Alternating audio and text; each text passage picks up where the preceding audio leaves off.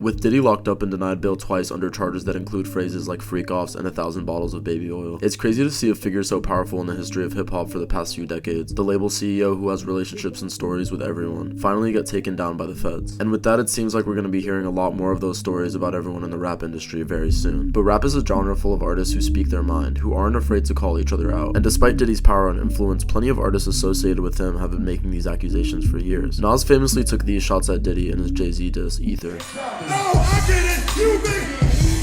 And Pac had been going at Diddy for years, which could be traced back to Suge Knight's issues with Bad Boy and Pac's beef with Biggie. Pac went after Diddy with lines like, "When I say Puffy, it's a Puffy scream word on my life," and lines like, and let's not forget this one.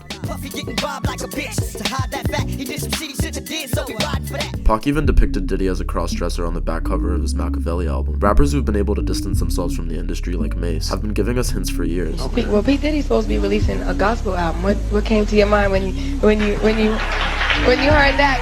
What thoughts did you have? Y'all want me to answer that? I mean, yeah.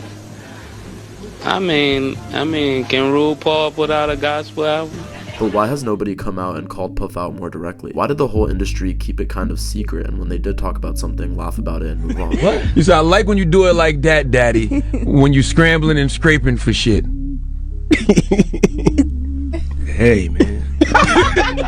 Diddy got to the level of power that he did because he had a role to play in the industry, essentially being the Epstein of music, gatekeeping opportunities in exchange for secretly recording artists and other powerful figures at his parties. The actual deeper truth of what's going on is just control mechanisms. It's not just they go into these parties and they get drugged and drunk and then they do something with like an underage person in a room and get filmed. It looks like what's happening is actually just an agreement. What are you willing to do to get everything you'd ever wanted, right? And if the answer to that is, I'm willing to kill someone, they're like, okay, we're gonna film it, you're gonna kill someone, and then we own you, because we can always release that, and then you're in the club, right? And the worse that you're willing to do, the more they own you, and therefore the more they can trust you. The government is now in possession of the tapes that could bring down everybody, which is probably why we're seeing all these resignations in the music industry. But plenty of artists who have been able to distance themselves from the industry over time have called Diddy out, initially for the mistreatment of his artists. And the news that's coming to light might be the reason why he was able to get away with these practices for so many years. The Lox had been exposing Diddy as early as the early 2000s. On Hot 97, the Lox straight up demanded to be freed from their Bad Boy contracts, saying they felt trapped by Diddy's manipulative business deals. Don't sit here and portray like Puff took nothing from y'all. What is it? What is it? What do you call it? If it's 10 years and what do you call it? We made one record with you. Money, power, respect. It's 10 years later, and you still got half of our publishing. They even threatened to get physical if they weren't released. Probably after the argument with Diddy, when Styles threw the chair at Puff. This was one of the first major calls for accountability that painted Diddy as a shady businessman. And then you have Shine, who took the fall in the infamous nightclub shooting that sent him to prison for a decade, while Diddy got off clean. Shine came out and repeatedly accused Diddy of betrayal and cowardice. Nothing ain't surprised me about this creep. What he did to Mason, he did to Lex. God bless the dead, notorious Pop. Even Freddie P, a member of the band from the Making the Band era, recently came out with an emotional post on Instagram, accusing Diddy of destroying his career and driving him into depression. He called Diddy a manipulator who ruined his shot at success. And when you look back, you could see that Carl Thomas and Black Rob all had similar stories. Black Rob in particular passed away in poverty in 2021, and many blamed Diddy for not stepping in to help him after he'd made millions for him as an artist. Loon, who also left the industry, accused Diddy of offering terrible deals and being more focused on money than loyalty. These artists were speaking up, but no one really listened at the time, but they were all telling us the same thing. Now let's go deeper into 50 Cent's beef with Diddy. Their issues trace all the way back to the early 2000s, when 50 claimed that Diddy was trying to blackball him from the industry. According to 50, Diddy tried to shut down his rise to success by telling industry executives not to work with him. Years later, the beef reignited when 50 brought up a bizarre encounter where Diddy allegedly offered to take him shopping. I looked at him like, what'd you just say?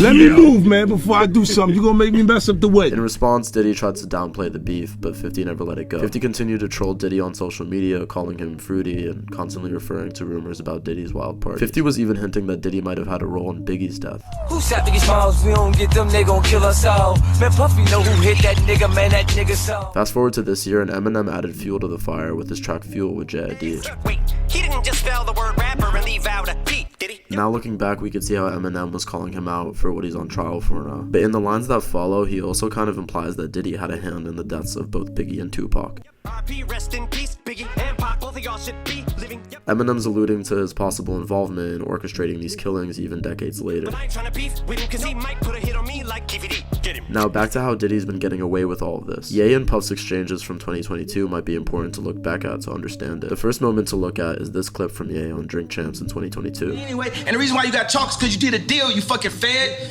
You know what I'm saying? That's why you gotta come at me. Diddy actually responded to this interview over text, and Ye responded like this. Then he said this on Big Boy's podcast. Diddy, all these people aren't in position, and for us as celebrities, they gotta call and put a leash on them. If we're talking about the validity of Lil Rod's lawsuit, he alleges in the lawsuit that Diddy has protection from the feds. At least over the past he did.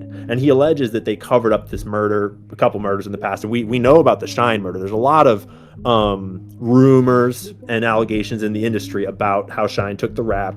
And so there's just like, there's evidence of the feds protecting him for a lot of his career. So what exactly did Diddy do to bite the hand that feeds him and go down this year, when this has been going on for decades? My theory is Cat Williams knew about it in January because that's when Diddy pissed the wrong people off, suing Diageo for racial discrimination, claiming that they weren't supporting the liquor brands he had stake in as much as their other ones. So there was no plan for us to be successful.